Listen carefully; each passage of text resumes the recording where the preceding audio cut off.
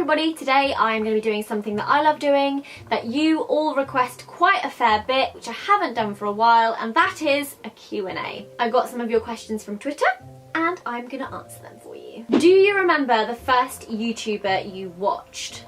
I used to watch two YouTubers all the time. So the first one was Panacea81, which was Lauren Luke, and the second one was, oh my goodness, so it was Leisha, who is ex-Sparkage. I used to watch her all the time. To be honest, she is kind of who inspired me to take the plunge and do YouTube, because I loved her videos so much. Have you ever had a disastrous interview? I have done a fair amount of interviews over the past couple of years, and there was one which I feel like I mentioned briefly somewhere, but the woman came to my house and she was just asking me all these questions that had absolutely nothing to do with what she was there for. Since then I've learnt never to do interviews in your own home. If any of you out there are watching and someone wants to interview you, go, yeah sure, let's go somewhere.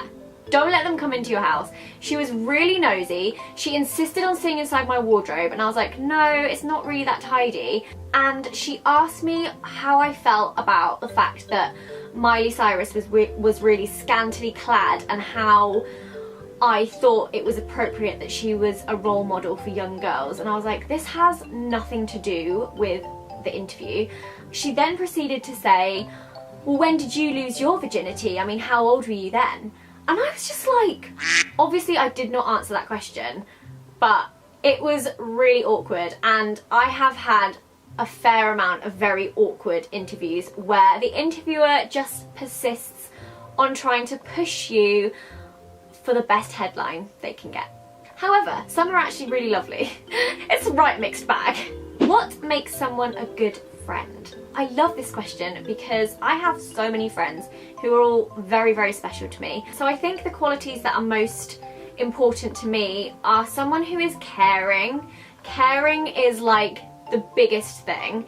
Trustworthy, a bit weird. I'm a bit weird, and I feel like if there's someone who I can truly be myself with, because they're caring, they're trustworthy, and they can kind of mess around with me as well, that's like the best thing ever. I think those are my top three: caring, trustworthy, and a bit weird. Or able to get on my level of weird. What is the craziest fan experience that you've ever had? Year 2 of the Radio 1 Teen Awards, me and Alfie were leaving out the back, and I think there was a woman who said, your car's just out there, and we were like, okay, and she sort of kind of waved us off, bye, see you later. She essentially released us into a mob of viewers. I couldn't see the car. I was like, okay, right, the door's closed behind us. Yeah, see you later, you're on your own now, thanks for coming. There was screaming, running, shouting. I got pushed up against, I didn't even see the car, but I got pushed up against the car and I really hurt my back. And there was people pressed up against me, against the car, and I could hear them shouting, like, because they were stuck too, because people were pushing from behind them, and they were going, stop it, give them space, and everyone was screaming, but they couldn't move because the people behind them were pushing them. And I was just like, Alfie? Like, I lost Alfie. And I was like, oh, I'm really sorry guys, oh, I'm really sorry. I'm being too polite at this point. I should have literally just gone, get away! My back was being pressed against a corner of the car. I think it was the boot. At this point there's still no one like helping us. So then I think I went like that in the end, because I couldn't like cope. It was all a lot, and it all happened very quickly. And then the next thing I know, I was actually in the back of the taxi. But I think that was probably the craziest fan experience, because it all happened so quickly, but also in slow motion. It was the weirdest thing. And I just remember that it actually hurt my back. Besides that, I think when Alfie did his book signing in Waterstones and there was like 8,000 people outside and I just burst into tears. I actually think I have a vlog of that. Is it in my vlog or is it in Alfie's vlog? I don't remember. But I was just very overwhelmed. It's a crazy, crazy situation to be in. And I was just like, oh my god, like people banging on, I mean overwhelmed in like a happy way because I was safe in the car, but it was just crazy. How is finalising book 3 going on? Are you enjoying it? I had so much fun. On Saturday, or was it Sunday? I can't remember. I handed in the first draft manuscript. So it's all happening now. I still need to do my dedications and acknowledgements, but besides that, the bulk is done and I'm so happy. It was so emotional finishing the last line of the book. In fact, I almost cried. I just really hope come November you guys love where I've taken it. That's all I'm gonna say. Can you remember the first time you got your period? Yes, I can. I was 14 years old. I had a French lesson. It was tutor time, which is kind of when they take the register. Make sure you're still there. I think it's about 20 minutes before your last lesson. And I was sat on this, we had like high stool chairs. And I remember thinking, I don't remember having a sweaty bum today. You know those horrible black tight trousers that girls used to wear in secondary school? I don't know if you still wear them now, but we used to wear them. The ones that when you walked in a puddle, they like flared out so big. And I just remember thinking, it's not a particularly stuffy day, so I don't know why I feel a bit sweaty. Is that too much information? Is that TMI? I don't know. So the chairs were grey, like a light grey, and I remember sitting on a corner for a bit. I don't know why. I think it's because they were just about high enough that you could have your feet on the ground, so people would just perch on the corners of them. And then I moved away and I looked at the stool and I was like, that looks a bit like a tiny patch of blood, but I don't think it is. Maybe that was there before, or maybe someone's drawn on it, because my tutor was a DT teacher, so there was a lot of pencils, pens, and it was the tiniest little mark, and I was like, nah, I don't think it was. And then we went to French, and I remember walking to French and saying to my friend, have I sat in something? Is there something on my trousers? And she looked, but we had dark navy trousers, which I feel like is the worst colour if you've come on your period, because how would you ever know? And she sort of did the like walk behind me and had a little look. I actually still do that now as a 26-year-old. Sometimes if I have a little panic, I'm like, I'm gonna walk ahead and you walk behind me, especially if you're wearing a white dress. You get paranoia, you get period paranoia. And she was kind of like, no, there's nothing there. And I was like, oh, okay. It's just a bit weird. At no point did I think to go to the toilet and check. I just felt like something was wrong. Got into my French lesson and we were sat on like a wooden bench. And I remember being sat there for the majority of the lesson. I scooted along and I looked on the bench and I was like, is that wood staining or is that blood staining? I just don't know. I got so confused and I was like, do you know what? Screw it, I'm going to the flipping toilet. So I went to the loo and I had nothing on me. I was one of these people that was really excited to start my period. I couldn't wait. However, I didn't have anything in my school bag just in case, because I just didn't think it would happen at school. I don't know why. So I came out the toilet, bearing in mind I think there was like 10 minutes of the lesson left, and I think I just stuffed tissue in my pants and just hoped for the best. And I remember being on the school bus on the way home with my jumper wrapped around my waist, so I sat on my jumper because I didn't want anyone to see, just thinking, oh my god, it's happened. There's no going back. Like, I'm gonna have periods now for years and years and years, and I'm gonna have to go shopping when I get back. I was really, really excited, actually. Will you ever write an autobiography? I've had a lot of people ask me this, and I just feel like my life isn't interesting enough yet. Not that I feel like it will get more interesting, but I don't know. I feel like it might be something that I do on like my 30th birthday or in my 30s. I feel like I don't really know if anyone would read that. Is my life really that interesting? I don't know. Maybe in like 5 years, if anyone's still interested by that point. There are definitely a lot of things that I wish I could say now, but I wouldn't be able to because I'd either get in trouble or cause drama. However, in like 5-6 years, if I wrote an autobiography, I could really tell it how it is now, I think.